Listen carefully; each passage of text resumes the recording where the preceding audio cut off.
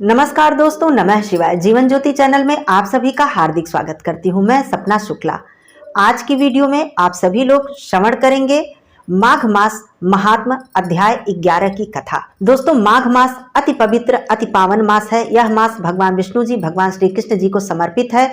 इस मास में प्रातः काल स्नान करने के बाद यदि आप माघ मास महात्म का श्रवण करते हैं तो ये अनंत अनंत गुना पुण्य फल को प्रदान करने वाला है। तो आप सभी लोग प्रातः काल स्नान करके माघ मास महात्म प्रतिदिन अवश्य ही श्रवण करें। तो आज आप सभी लोग अध्याय 11 के पाठ का श्रवण करेंगे। ओम कृष्णाय वासुदेवाय हरे परमात्मने प्रणतः क्लेशनाशाय गोविंदाय नमो नमः।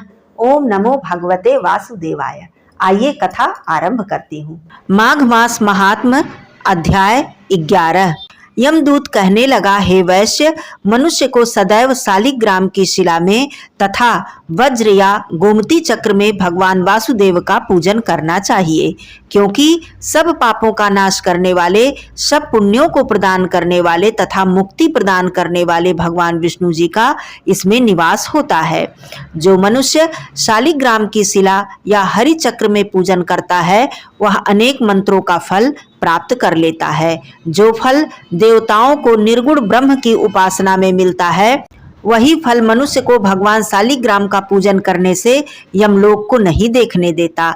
भगवान को लक्ष्मी जी के पास अथवा बैकुंठ में इतना आनंद नहीं आता जितना शालिग्राम की शिला या चक्र में निवास करने में आता है। स्वर्ण कमल युक्त करोड़ों शिवलिंग के पूजन से इतना फल नहीं मिलता जितना एक दिन शालिग्राम के पूजन से मिल जाता है। भक्ति पूर्वक शालिग्राम का पूजन करने से विष्णु लोक में वास करके मनुष्य चक्रवर्ती होता है।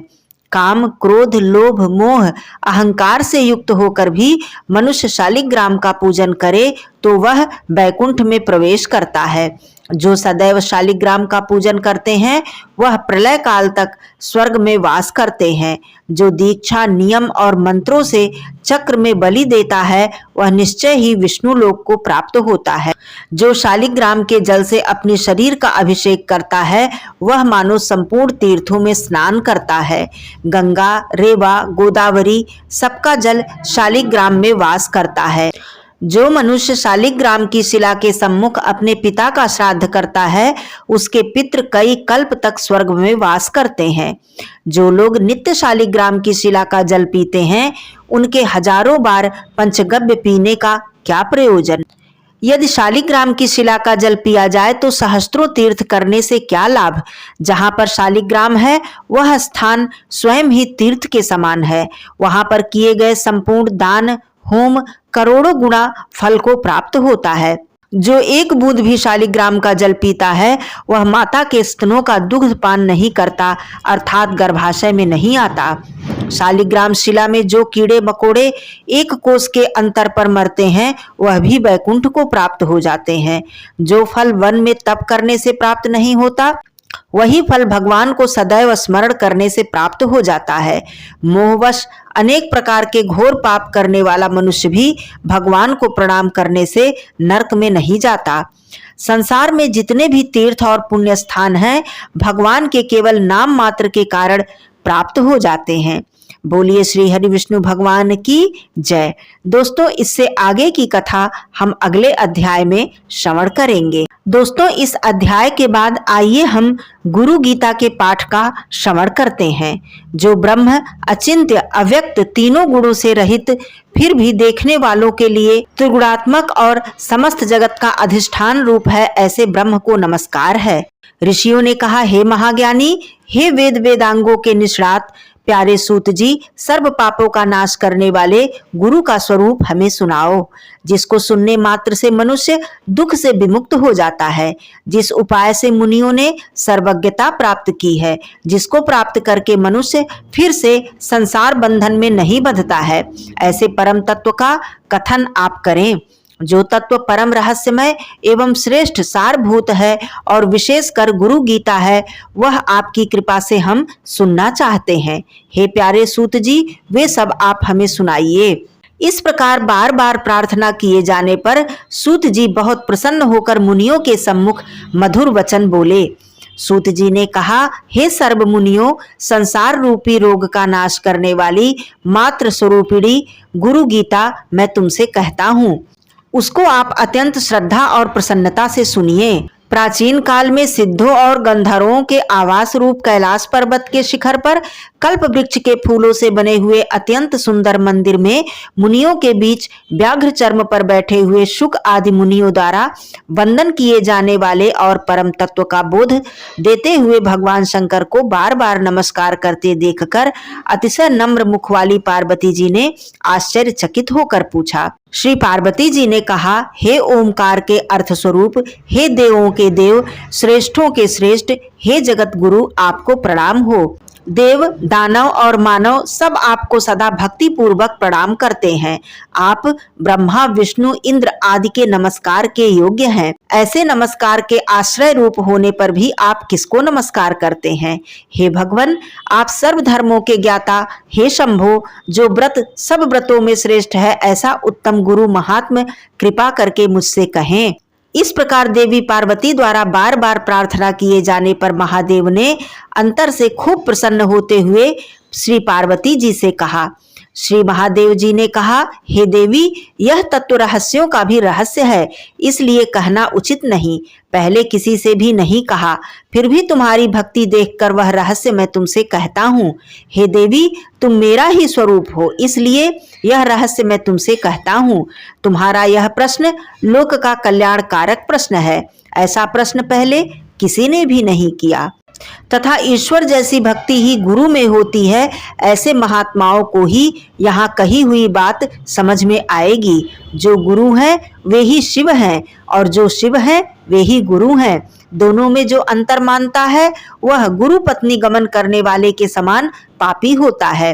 हे प्रिय, वेद, शास्त्र, पुराण, इतिहास आदि मंत्र, यंत्र, मोहन, उच्चाटन आदि विद्या, शैव, शाक्त, आगम और अन्य सर्व मत मतांतर, ये सभी बातें गुरु तत्व को जाने बिना भ्रांत चित्त वाले जीवों को पथ भ्रष्ट करने वाली हैं। और जप, तप, व्रत, तीर्थ, यज्ञ, दान, यह सब व्यर्थ हो जाते हैं। हे सुमुखी, आत्मा में गुरु बुद्धि के सिवा अन्य कुछ भी सत्य नहीं है। इसलिए इस आत्मज्ञान को प्राप्त करने के लिए बुद्धिमानों को सदा प्रयत्न करते रहना चाहिए। जगत गूढ़ अविद्यात्मक माया रूप है और शरीर अज्ञान से उत्पन्न हुआ है। इनका विश्लेषणात्मक ज्ञान जिनकी कृपा से होता है, उसी ज्ञान को गुरु कहते हैं। जिस गुरुदेव के पाद सेवन से मनुष्य सर्व पापों से विशुद्धात्मा होकर ब्रह्मरूप हो जाता है, वह तुम पर कृपा करने के लिए कहता हूँ। श्री गुरुदेव का चरणामृत पाप रूपी कीचड़ का सम्यक शोषक है, ज्ञान तेज और सम्यक उद्दीपक है, और संसार सागर का सम्यक तारक है। अज्ञान की जड़ को उखाड़ने वाले, अनेक जन्मों के कर्मों को निवारने वाले, ज्ञान और वैराग्य को सिद्ध करने वाले श्री गुरुदेव के चरणामृत का पान करना चाहिए। अपने गुरुदेव के नाम का कीर्तन अनंत स्वरूप भगवान शिव का ही कीर्तन है। अपने गुरुदेव के नाम का चिंतन अनंत स्वरूप भगवान शिव का ही चिंतन है। गुरुदेव का निवास स्थान काशी क्षेत्र है। श्री गुरुदेव का पादोदक गंगा जी हैं। गुरुदेव भगवान विश्वनाथ और निश्चय ही साक्षात तारक ब्रह्म हैं। गुरुदेव की सेवा ही तीर्थराज गया है। गुरुदेव का शरीर अक्षय वट वृक्ष है। गुरुदेव के श्री चरण भगवान विष्णु के श्री चरण है। वहां लगाया हुआ मन तदाकार हो जाता है। ब्रह्म श्री गुरुदेव के मुखार बिंद में स्थित है। वह ब्रह्म उनकी कृपा से प्राप्त हो जाते हैं। इसलिए जिस प्रकार स्वेच्छाचारी स्त्री अपने प्रेमी पुरुष का सदा चिंतन करती है, उसी प्रकार हमें सदा गुरुदेव का ध्यान करना चाहिए। अपने आश्रम, जाति, कीर्ति, पालन पोषण ये सब छोड़कर गुरुदेव का ही सम्यक आश्रय लेना चाहिए। विद्या गुरुदेव के मुख में रहती हैं और गुरुदेव की भक्ति से ही प्राप्त होती हैं। यह बात तीनों लोकों में देव, ऋषि, पितृ और मानवों द्वारा स्पष्ट रूप से कही गई है। गु का शब्द है अंधकार और रु का शब्द है प्रकाश। अज्ञान को नष्ट करने वाला ब्रह्म रूप प्रकाश वही गुरु है, इसमें कोई संशय नहीं है। गुकार अंधकार है और उसको दूर करने वाला रूकार अज्ञान रूपी अंधकार को नष्ट करने वाला गुरु कहलाता है। गुकार से गुणातीत कहा जाता है, रूकार से रूपातीत कहा जाता है। गुण और रूप से पर होने के कारण ही गुरु कहलाते हैं। गुरु शब्द का प्रथम अक्षर गु माया आदि गुणों का प्रशासक है और दूसरा अक्षर रू माया भ्रांति से मुक्ति देने वाला परब्रह्म है। गुरु सर्वश्रुति रूप श्रेष्ठ रत्नों से सुशोभित चरण कमल वाले हैं और वेदांत के अर्थ प्रवक्ता हैं। इसलिए श्री गुरुदेव की पूजा करनी चाहिए, जिसके स्मरण मात्र से ज्ञान अपने आप प्रकट होने लगता है और वे ही सर्व संपदा रूप हैं। अतः श्री गुरुदेव की पूजा करनी चाहिए। संसार रूपी वृक्ष पर चढ़े हुए लोग नरक रूपी सागर में गिरते हैं। उन सबका उद्धार करने वाले श्री गुरुदेव को नमस्कार हो। जब विकट परिस्थिति उपस्थित होती है तब वे ही एकमात्र परम बांधव हैं और सब धर्मों के आत्मस्वरूप हैं। ऐसे श्री गुरुदेव को नमस्कार हो। गुरु सेवा से विमुख गंधर्व, पितृ, यक्ष, चारण, ऋषि, सिद्ध और देवता आदि भी मुक्त नहीं होंगे। गुरुर् ब्रह्मा गुरुर् विष्णु गुरुर्देवो महेश्वरः गुरुर् साक्षात् परब्रह्म तस्मै श्री गुरुवे नमः। बोलिए श्री हरि विष्णु भगवान की जय। धन्यवाद दोस्तों। नमः शिवाय। हर हर महादेव।